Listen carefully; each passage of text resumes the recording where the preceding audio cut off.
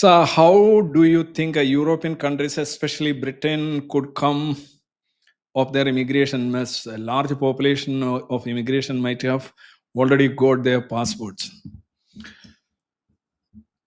ഒന്ന് ഇൻ്റഗ്രേഷൻ, അത് അവിടെ ആയിപ്പോയവരുടെ കാര്യത്തിൽ ഒരു കാര്യം ചെയ്യും. ഇൻ്റഗ്രേഷൻ അവരുമായിട്ട് സാംസ്കാരികപരമായിട്ടും ബൗദ്ധികമായിട്ടും രാഷ്ട്രീയമായിട്ടും അവരുമായിട്ട് ആ ഒരു സമൂഹത്തിൻ്റെ ലെവലിലേക്ക് അവരെ കൊണ്ടുവരിക. അങ്ങനെ പൊരുത്തപ്പെടാൻ കഴിയാത്തവരെ ഒരു ചോദ്യമാണ്. ഇനി വരാൻ പോകുന്നവരെ ആൻറ്റസിഡൻറ്റും പ്രസിഡൻറ്റും എല്ലാം ചെക്ക് ചെയ്യുക. ശരിക്കും എലിജിബിൾ ആയിട്ടുള്ള ആളുകളെ മാത്രം എടുക്കണമെന്നാണ്. നമ്മൾ എല്ലാം തന്നെ മലയാളികളായാലും ഇന്ത്യക്കാരായാലും നമ്മൾ യൂറോപ്പിലും അമേരിക്കയിലും ഒക്കെ പോയി ജീവിക്കാൻ താല്പര്യമുള്ള ഒരുപാട് പേരുണ്ട്. എനിക്കുണ്ടെന്നല്ല ഞാൻ പറയും, എനിക്ക് അങ്ങനെ താല്പര്യമില്ല. പക്ഷെ അങ്ങനെ താല്പര്യമുള്ള പ്രത്യേകിച്ച് യങ് ജനറേഷൻ, അവർ പഠിച്ചിട്ടൊക്കെ അവരുടെ സ്വപ്നം കാണുന്നതൊക്കെ ഇങ്ങനെയുള്ള രാജ്യങ്ങളിൽ പോയി കുറെ കൂടെ എന്തായാലും ഒരു ജീവിതമുള്ള, എന്തിനാണ് വെറുതെ ഈ പട്ടിക്കാട്ടി കിടക്കുന്നതെന്ന് ചിന്തിക്കുന്ന ആളുകളുണ്ടാവും.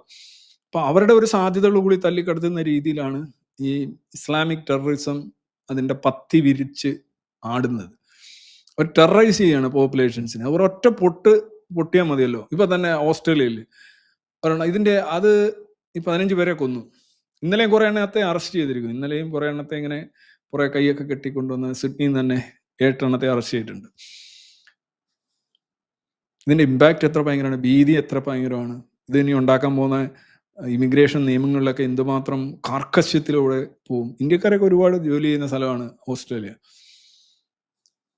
മൊത്തത്തിൽ ഈ പറഞ്ഞ കലമുടക്കുന്ന ഒരു അവസ്ഥയിലാണ് ഈ കാര്യങ്ങൾ പോകുന്നത്.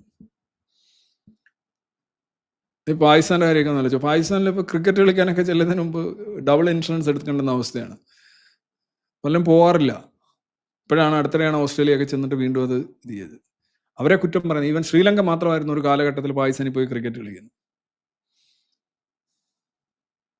ഇന്ത്യ പോലുള്ള രാജ്യത്ത് ഇത് ആയാലുള്ള അവസ്ഥ ഒന്ന് ആലോചിച്ച് നോക്കും.